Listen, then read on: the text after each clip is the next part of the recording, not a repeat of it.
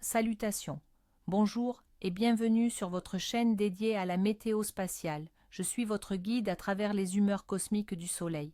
Attachez vos ceintures car nous ne sommes pas seuls dans cet univers et nos voisins cosmiques aiment parfois nous le rappeler de manière brutale. 2. Accroche intrigante. La semaine dernière, le Soleil a libéré une fureur que nous n'avions pas vue depuis des années. Une série d'éruptions de classe X les plus puissantes qui soient ont projeté des milliards de tonnes de plasma directement vers nous. Ce n'est plus une question de « l'impact aura lieu », mais de « quand et avec quelle violence ». Cette semaine, la Terre se trouve sur la trajectoire de plusieurs vagues d'énergie colossales. Les boucliers de notre planète vont être mis à rude épreuve. Garosue 3. Prévision générale de la semaine. Cette semaine s'annonce comme l'une des plus tendues de l'année sur le plan géomagnétique. Nous ne parlons pas d'une seule tempête, mais d'une série d'impacts en cascade. Le cycle solaire 25, qui approche de son pic d'activité, nous montre sa pleine puissance.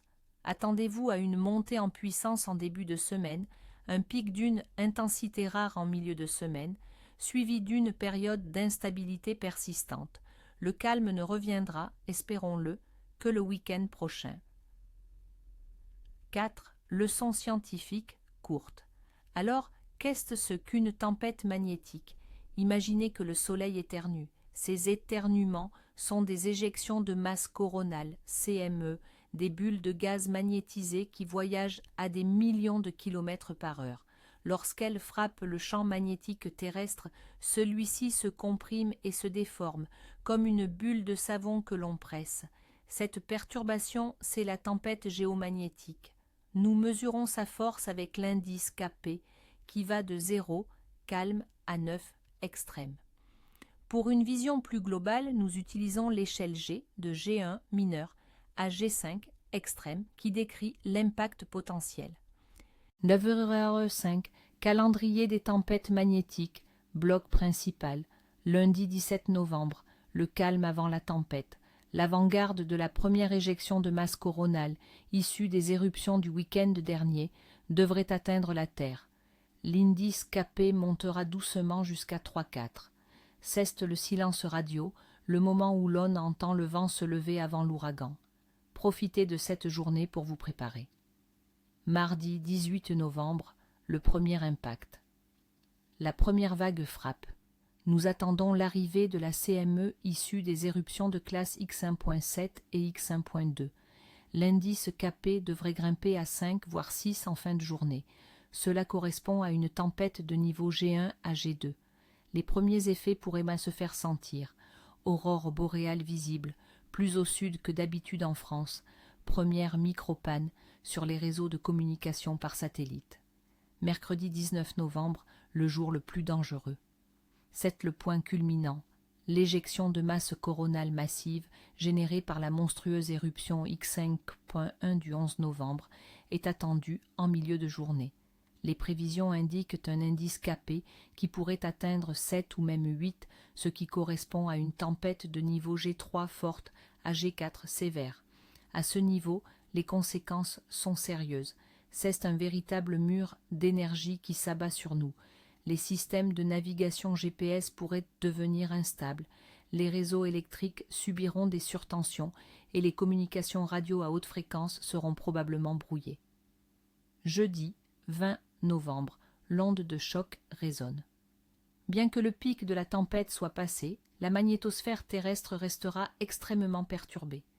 L'indice Kp redescendra lentement, se maintenant autour de 5. C'est une phase d'instabilité dangereuse. Le champ magnétique de la Terre oscille, comme une cloche qui vient de sonner. Les effets de la veille peuvent persister, voire s'aggraver par endroits. Vendredi 21 novembre, le vent ne faiblit pas. Toddy, alors que nous nous remettons du choc principal, un courant de vent solaire rapide, issu d'un trou coronal, pourrait prendre le relais. Ce n'est pas une nouvelle tempête, mais un flux constant de particules qui empêchera le champ magnétique de se stabiliser. Attendez-vous à un indice Kp maintenu autour de 4, une journée de fatigue géomagnétique. samedi 22 et dimanche 23 novembre, fenêtre de calme. Enfin, le répit. Le vent solaire se calme et la magnétosphère terrestre commence à retrouver son état normal. L'indice KP devrait redescendre à des niveaux de 2 à 3. C'est le moment de constater les dégâts et de reprendre son souffle. La crise cosmique de la semaine est, pour l'essentiel, terminée. Daguggerwolf 6. Conséquences possibles. Pour les personnes sensibles, une tempête de niveau G3, G4 peut provoquer des maux de tête intenses, des vertiges, une augmentation de l'anxiété et de l'irritabilité. Les personnes souffrant de troubles cardiovasculaires doivent être particulièrement vigilantes. Palpitations et variations de la pression artérielle sont fréquentes. Attendez-vous à des troubles du sommeil, notamment des insomnies et des rêves très intenses, surtout dans la nuit de mercredi à jeudi.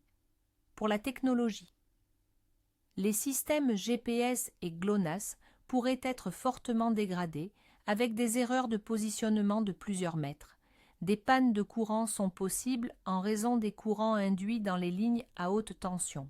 Les communications radio à ondes courtes seront probablement inopérantes et les satellites en orbite basse risquent des dommages sur leurs composants électroniques.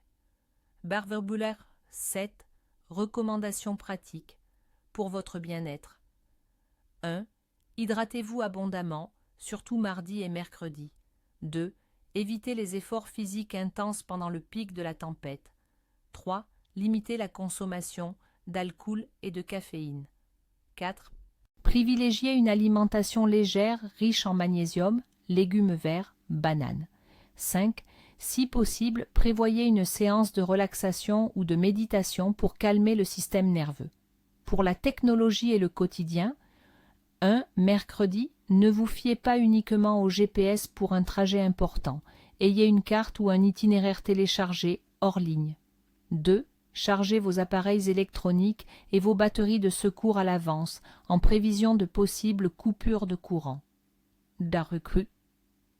8. Avertissement important. Plus, au revoir. N'oubliez pas que la météo spatiale est une science complexe et que les prévisions peuvent évoluer rapidement. Le soleil est imprévisible. Nous surveillons la situation 24h24.